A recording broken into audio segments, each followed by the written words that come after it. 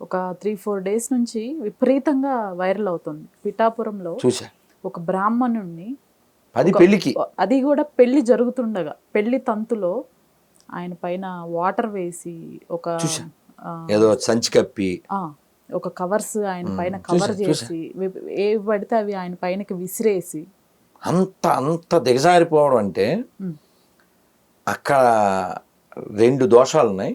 ఏమిటంటే ఆయన భరించాడు పాపం, చాలా భరించాడు. ఎవరో కామెంట్ పెట్టారు, ఉమ్, ఈ నాన్ సెన్స్ ఆపితేనే పెళ్లి జరుగుద్ది అని. ఆయన కొంచెం తిరగబడి ఉంటే బాగుండేదని ఒక అభిప్రాయం ఉంది. ఉమ్, కానీ బ్రాహ్మణ అంటేనే ఓర్పు కలిగినవాడు. ఆయన చాలా ఓర్పు వహించారు పుణ్యాత్ములు. కొందరు వెళ్ళి మన వాళ్ళు కలిసి వారికి సపోర్ట్ చేశారు. ఓకే. కానీ ఎవరు చేశారో వాళ్ళకి బుద్ధి చెప్పాలి. ఎందుకంటే ఎవరి చెడు ఆయన కోరలేదు, ఆయన వివాహం చేయడానికి వచ్చారు. ఉమ్, ఆయన్ని అంత ఏడిపించి వాడు మూట కట్టుకునేది ఏమీ లేదు. అయితే ఇందులో అలా బిహేవ్ చేయడానికి కూడా రీజన్ ఏంటంటే మీరు గమనించవచ్చు, ఈ సినీ మాధ్యమం కూడా ఉంది. ఓకే. చాలా చీప్గా ప్రమోట్ చేశాడు. మీరు గుర్తుందా, దేనికైనా రెడీ సినిమా గుర్తుంది గురుగారు. ఆ భరత్ అని పిల్లోడు ఇప్పుడు పెద్దోడు అనుకోండి, అందులో హలీం తినేయడం అవును, ఇవన్నీ అవును, అవునా. అవును. సో ఇలాగా అంటే క్యాజువల్గా చేసేసారు. అలా చేయడం వలన ఏమవుతుంది, వాళ్ళకి అభిప్రాయం చాలా ఒక విధమైన నీచ భావన, లేకపోతే ఒక విధమైనటువంటి తేలిక భావంతో ఇష్టం వచ్చినట్టు చేశారు. కానీ ఆయన వాళ్ళ పని మీదే వచ్చాడు. ఎవరో అక్కడ పెళ్ళి పెద్దలు ఎవరో వాళ్ళని దండించి దాన్ని ఆపి ఉండాలి. రైట్. మరి తర్వాత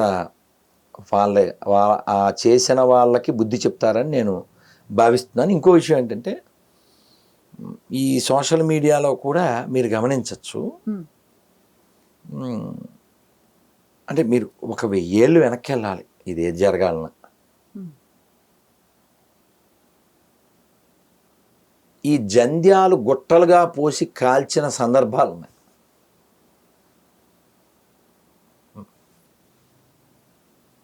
యజ్ఞోపవేతం అంటాం. యజ్ఞోపవేతం అంటే ఏంటి? యజ్ఞోపవేతం పరమం పవిత్రం. అలాంటి యజ్ఞోపవేతాలు గుట్టలుగా పోసి కాల్చారంటే ఎంతమందికి తెగిపోయి ఉంటాయి. ఇలాంటివన్నీ రజాకార్ లాంటి పాలన ఎక్కడెక్కడ జరిగిందో అక్కడక్కడ జరిగింది. ఎందుకు అలా కక్ష కట్టేశారు? సోషల్ మీడియాలో కూడా చూడండి, ఏదేదో వాగేస్తూ ఉంటారు. కానీ భగవద్గీతలో ఏం చెప్పారమ్మా? చాతుర్వర్ణం మయా సృష్టం గుణకర్మ విభాగశః.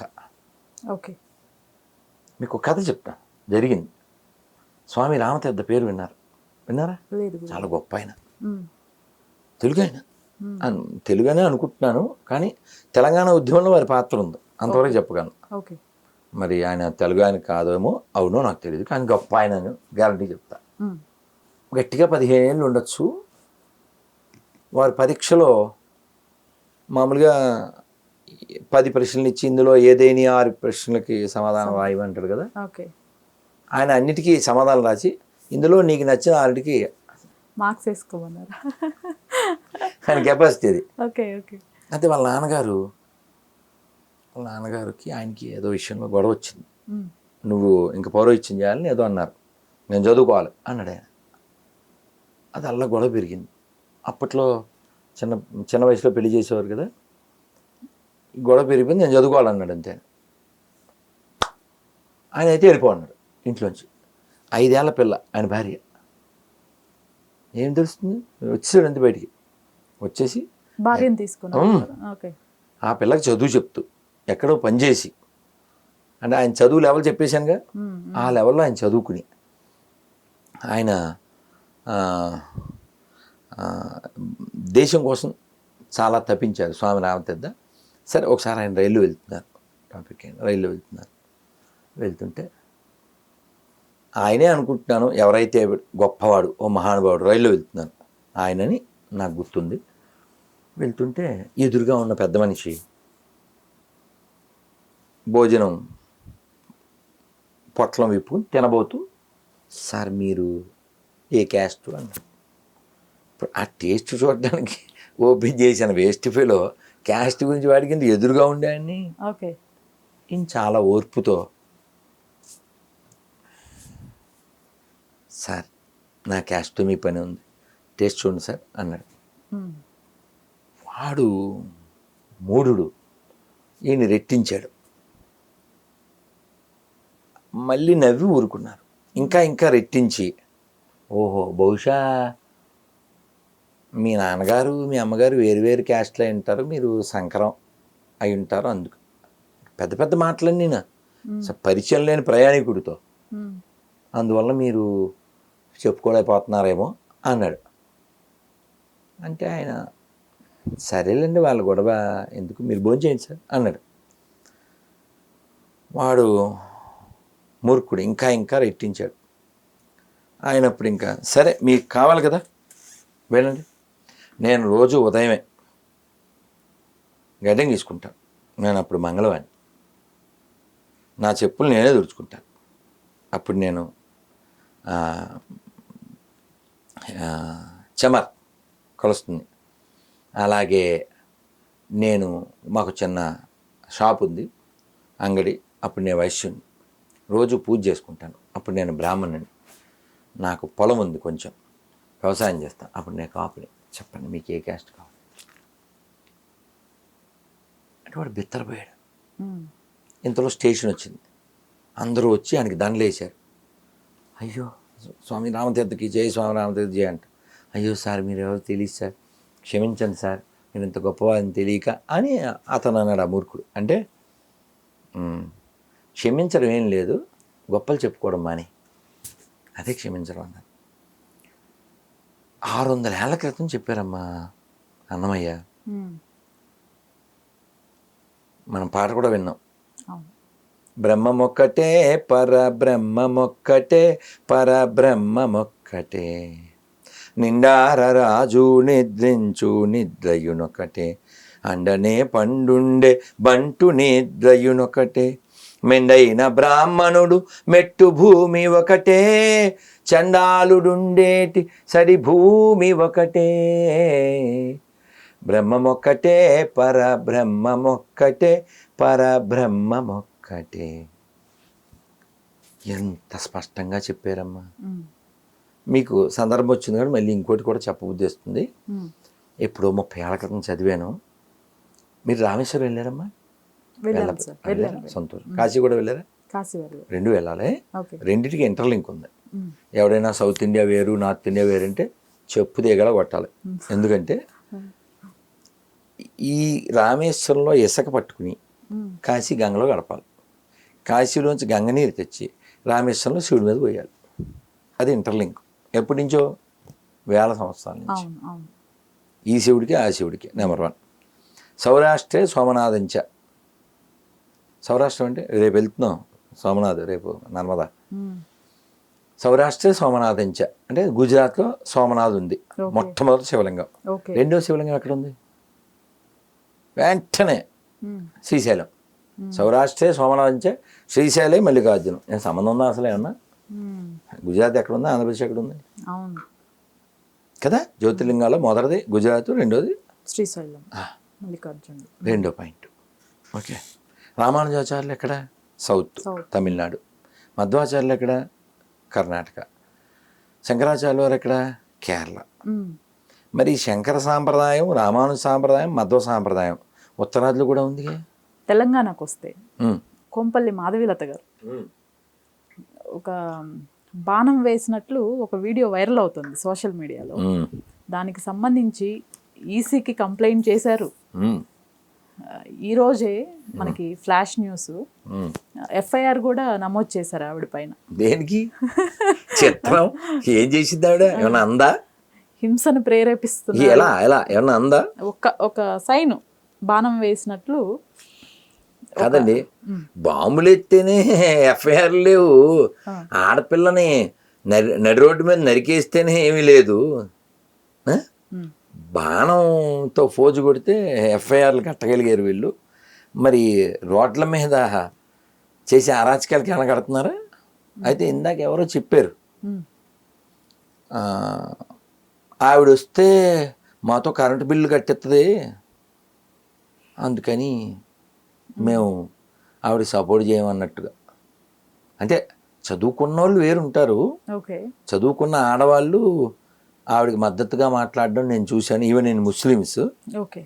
ఇంకా చదువురాని బ్యాచ్ ఈ కరెంటు బిల్లు కట్టడానికి వెళ్తే కొట్టే బ్యాచ్ ఉంటారు కదా, వాళ్ళకి నచ్చరు కదమ్మా, సహజం కదమ్మా. ఉమ్, ఎప్పుడైనా దొంగడు అంటే ఎవరికి నచ్చుతుంది? ఉమ్, నచ్చదుగా. ఉమ్. బాగుంది. ఇలాంటి వాటికి ఎఫ్ఐఆర్లు కడుతున్నారన్నమాట. బాగుంది. కానీ గురుగారు, ఉమ్, ఏపీ సీఎం ఉమ్, జగన్మోహన్ రెడ్డి గారి పైన ఉమ్. స్టోన్ అటాక్ ఒకటి జరిగింది.